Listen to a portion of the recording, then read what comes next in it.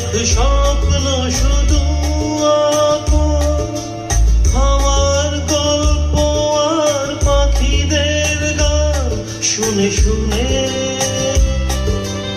আজ এই ফাল্গুনে দুটি চোখ স্বপ্ন শুধু আঁকো, আজ এই দিনটাকে মনের খাতায় লিখে রাখো।